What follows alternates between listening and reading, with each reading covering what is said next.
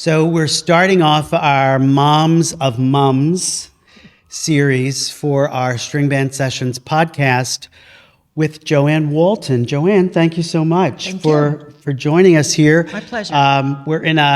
As you can see, we're in a completely different location for our Moms of Mums from our typical studio. We're here in the Mummers Museum at 2nd and Washington, or I should say 2nd Street and Washington Avenue in South Philadelphia, with this amazing backdrop of costuming, which tells you a lot about the spectacle that is the Mummers Parade. So Joann, we're here and we're going to talk about the other famous Walton family. Of course, we know the Waltons from TV, but now we're going to learn about the Waltons from the Mummers and from string bands. So start out, tell us a little bit about how you got introduced to the Mummers in your family and how the tradition grew from when you were growing up. Well, from the time I was a little girl, every New Year's Day, my grandmom cooked and my grandfather watched the Mummers on TV. I was his secretary. He would score all the Mummers, and he was prejudiced. He loved Polish American. So if they didn't score the highest at the end, I had my pencil and I would erase the scores to make sure they were number one. Okay. But it was all my cousins would be sitting on the steps. Every time band performed, we were quiet as church mouse. And when they went off, we ran to eat, and then we got back on the steps and it was quiet. And that same tradition I passed on to my family. My mom did the same thing when my boys were growing up.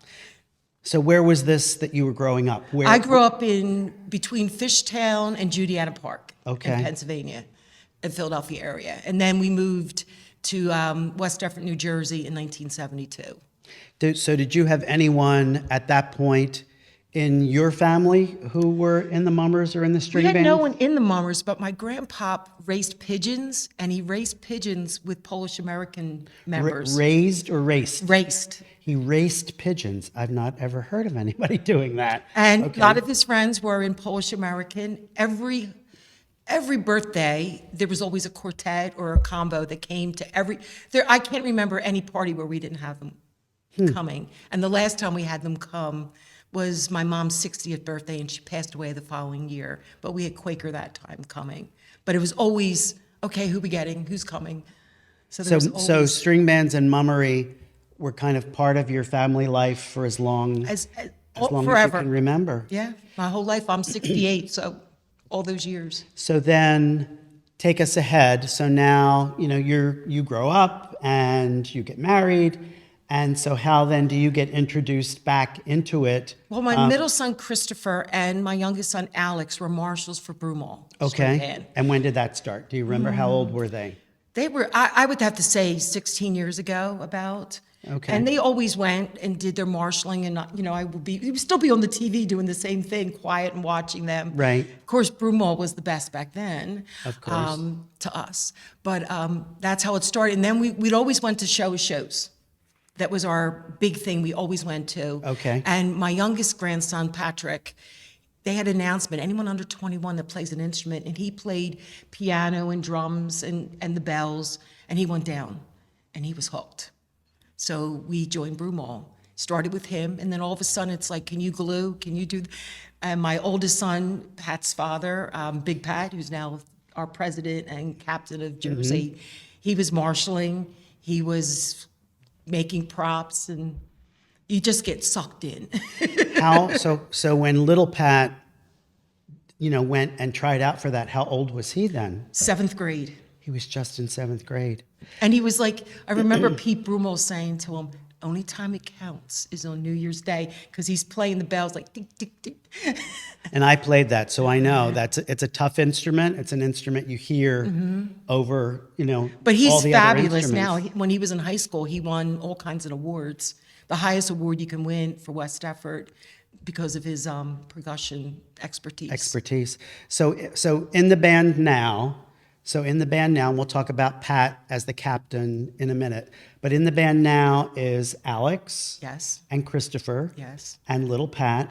And how about your husband? And my husband plays banjo. Okay, so when did he get involved, your husband?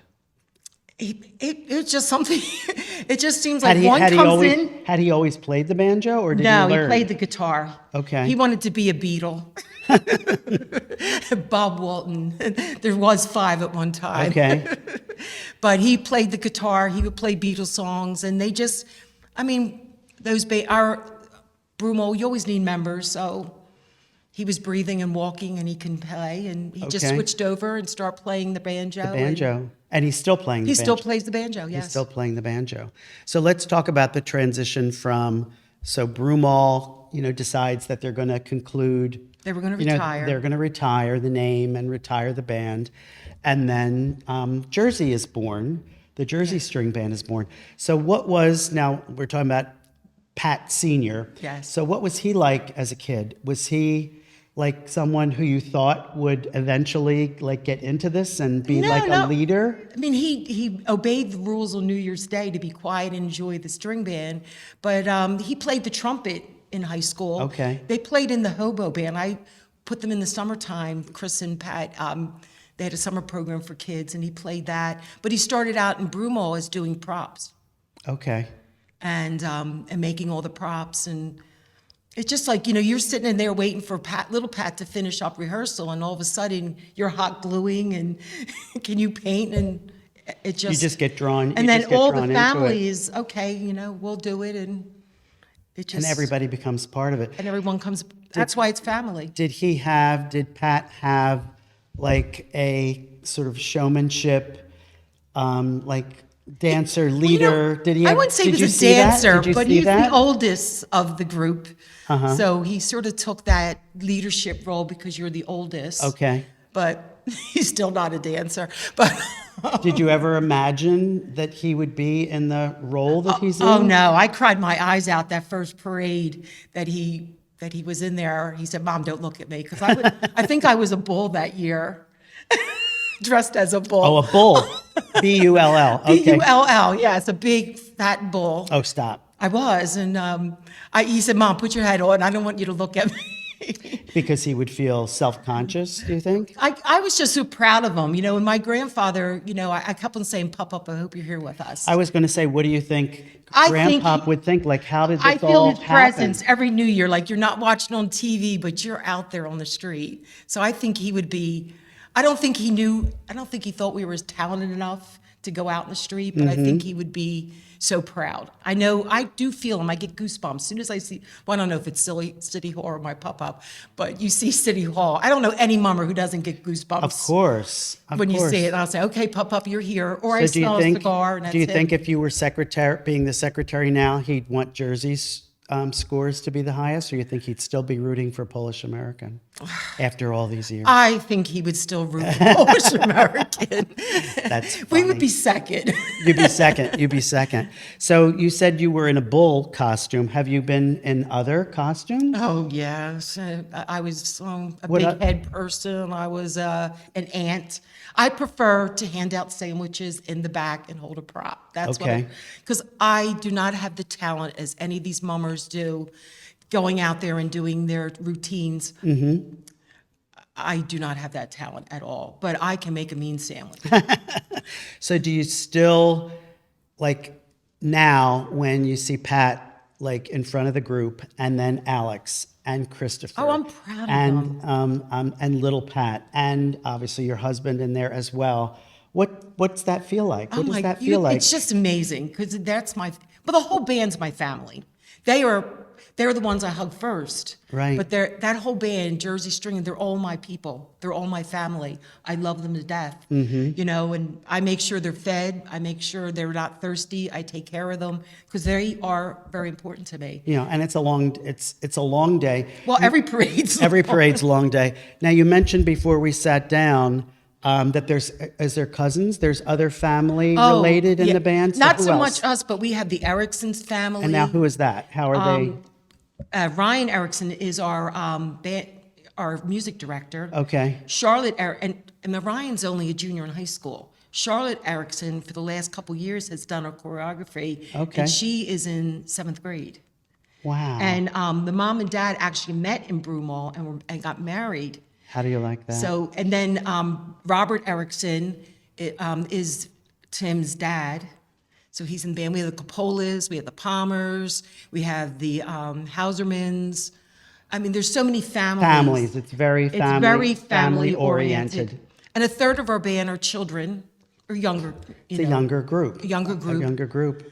So how are you, what's exciting you about this 1950s? I'm sure you've seen, you've heard the music, and I'm sure you've seen some of the, We've been the rehearsing. costumes and whatever. The costumes are in my house. I charge $5 to come see it if you want to sneak peek. No, but they've been in my house, and every morning I go and look at them. They're gorgeous. They're absolutely gorgeous. I've gotten a little preview. I think they're some of the nicest costumes the nicest we've ever had. that Jersey has had, and the music is fun. Wonderful. Is it uplifting? Oh, I grew up with Happy Days. You know, I was born in '57, but I did write Henry Winkler to see what he would say. You wrote him a fan letter? Yes, and I sent him a birthday card. His birthday was last week, but I didn't hear anything back. But I thought it would be nice. Maybe you will. You never know. So Pat will be, leading the group. We were trying to get a little bit out of him when we interviewed him earlier in the summer about what his role would be and how the presentation's going to unfold.